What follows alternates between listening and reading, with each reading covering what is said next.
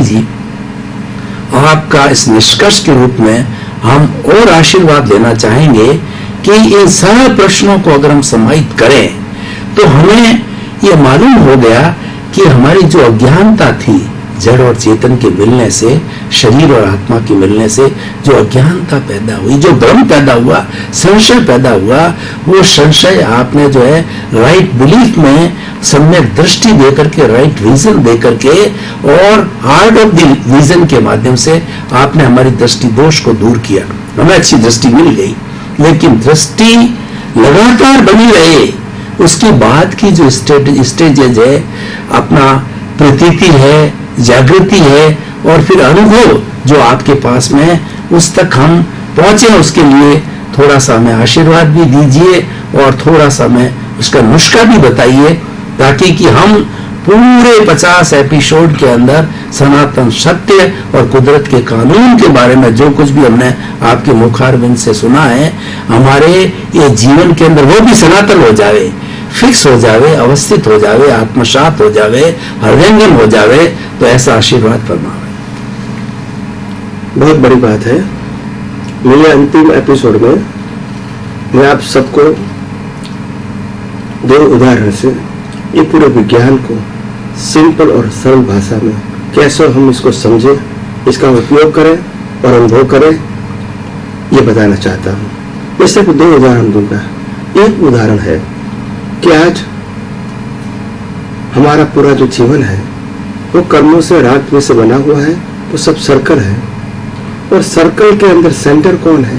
मैं शुद्ध आत्मा हूँ। बिना कोई भी सर्कल सेंटर के बिना नहीं होता है। तो सेंटर क्या है? मैं शुद्ध आत्मा हूँ। बाकी क्या है? सर्कल है।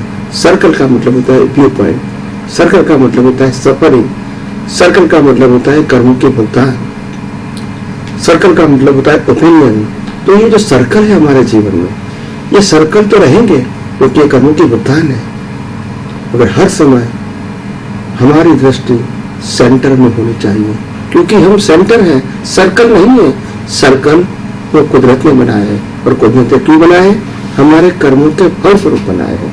तो इसीलिए जीवन में जीते जीते हमको मालूम होना चाहिए हर सर्कल में मैं सेंटर हूँ, हर सर्कल में मैं सेंटर हूँ, हर अवस्था में मैं सेंटर हूँ। सेंटर का मतलब होता है मैं शुद्ध आत्मा हूँ।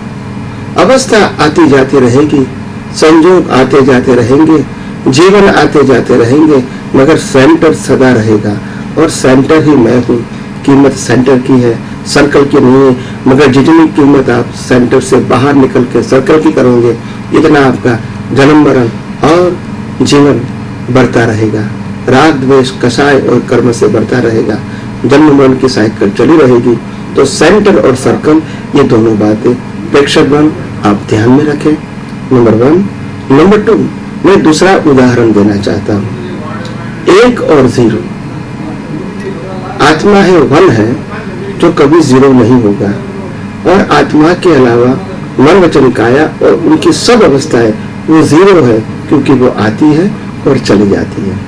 तो आत्मा 1 है, बाकी सब अवस्था की वैल्यू 0 है, क्योंकि टेम्पररी है।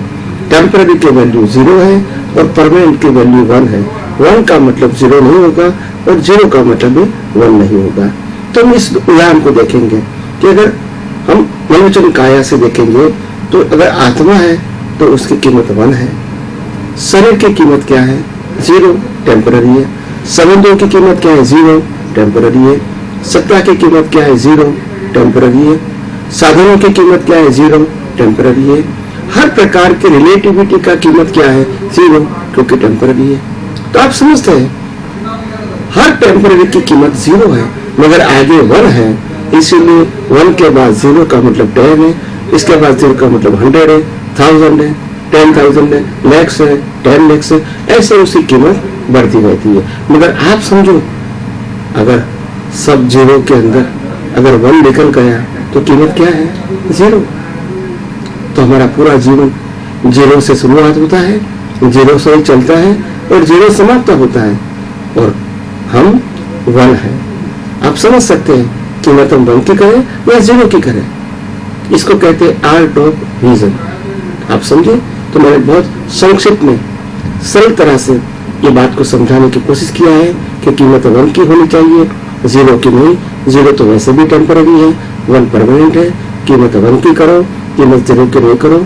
0 अपने आप खत्म होने वाला है। तो बस समय की मर्यादा को देख के मैंने जो 2 उदाहरण दिया है वो आप ध्यान में रखोगे, उनका लाभ लोगे, आपका भी जीवन आध्यात्मिक मार्ग में प्रगति करे।